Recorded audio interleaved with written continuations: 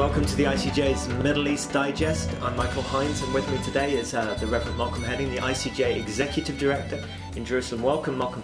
Thank you, Michael. Good to be here. Welcome to our viewers.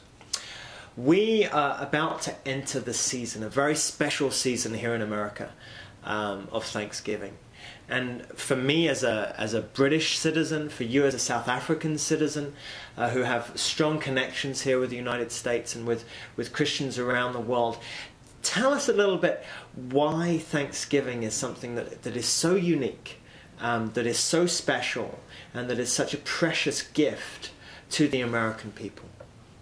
Well, Michael, Thanksgiving is an expression of people's acknowledgement of their dependency upon the God of the Bible. That is very clear. The roots of Thanksgiving are in the Puritan fathers, and the Puritans were essentially evangelical Christians.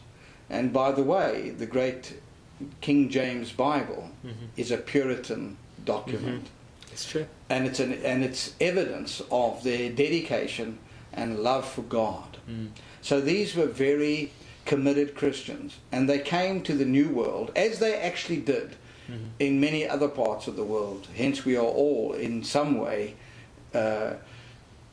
coming out of the same source. But they came here from England, and driven by a wonderful faith, they came to the New World, and of course to pioneer in totally barren circumstances, uncultivated, undeveloped regions of the world, with its harsh climate in the north of the country, first of all, is not an easy process. You have to have a great sense of the sovereignty of God and of His care and love in order to do that. And so the Puritan fathers gave themselves to this task, believing fully that they were in the will and the purpose of God.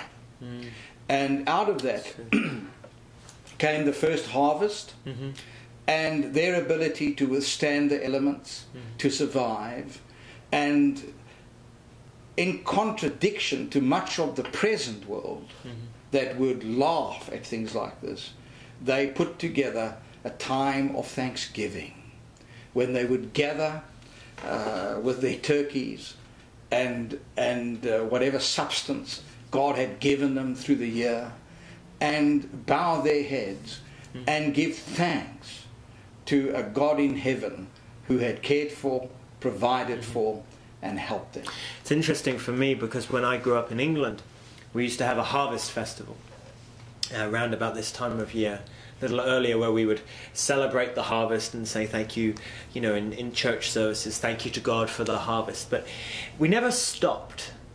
Life never came to a stop for a day. The country never. Thanksgiving was something that you kind of just did in the weekend or in the church. Whereas in America, when I came to America, I saw there's a sense where the whole nation comes to a stop. It's a bit like the Shabbat in the Sabbath in Israel, where everybody stops and they says, "This is something God has done. This is something we." Well, I think with respect, I come out of the same Anglo background, where in our churches we had harvest festivals. It's one thing to celebrate a harvest festival because you bought baked beans from the supermarket and brought it to the church. It's true. and I think there's something very superficial and trivial about that, because you didn't grow these baked beans. They weren't the means of your very survival. You went and bought them at a supermarket and brought them for church. And with respect, we can't even equate that to Thanksgiving. Thanksgiving, in its original context in America, is people who were facing death, who needed the harvest to survive, who actually planted the harvest, plowed the fields, fed the fields, harvested the fields, and said thanks to God. So, in one sense, that is far more urgent than what we experienced, with respect to many of our viewers too, who've come out of that sort of harvest type festival thing. So Thanksgiving is rooted in survival in America, and tells Americans everywhere that if it were not for the loving care of a sovereign God, they would not be here. And this is the God of the Bible, who loved them, provided for them in their forefathers. That is why roots are so important, Michael, because, you know, the Bible has a principle, as in Adam all die. In other words, we were in the garden of Eden, doing what Adam did, because we were in him. That's a principle. Americans were in the Puritans. And when we forget that, and we become so secular, then somehow we lose a grip on the core issues of life. There is a God in heaven who by Jesus Christ sent Puritans to this land, and founders and fathers who recognized this sovereignty of God, and then celebrated his provision. What a wonderful thing. So you feel that, in a sense, Thanksgiving, because we have some viewers here today who are probably from other nations, some viewers from around the world. You think Thanksgiving has an application, in a sense, for everyone around the world, in the sense that there's a call higher in our, as Christians, to stop our lives and recognize we cannot carry on without acknowledging the sovereignty of God, absolutely, and the sustaining of God. It's a wonderful story rooted in history and truth for Americans. It's a wonderful story rooted in principle for all other nation groups who've come to take refuge under the flag of this great country. And that is that we are dependent upon God. And the idea that we can live our lives and disregard him is really to march to oblivion.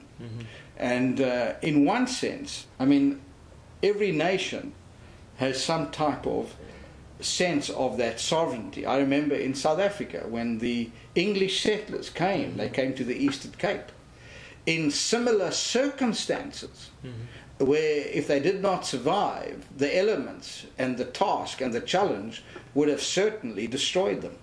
And I remember going to Grahamstown in the Eastern Cape, where there's a beautiful Anglican church that gives thanks to God and was built in remembrance of God's graciousness in helping them to survive.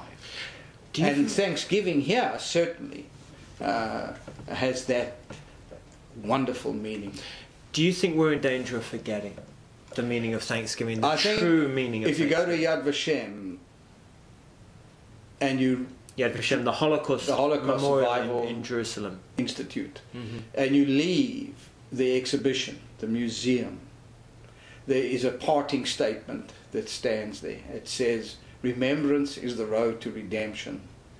Forgetfulness is the road to exile. And I think that is true. When we forget what our fathers did and what God did, and we lose our rootedness, we become exiled people in heart. We might put our feet on the country, we might live in the country, but in fact we could be anywhere.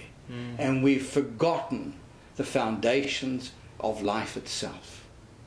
And that is why it is so important to remember. That's why Jesus, I mean, it's remarkable, said in terms of communion, do this in remembrance of me. Now that seems strange, but he knew the human heart has a great capacity to forget. Therefore, we should give thanks.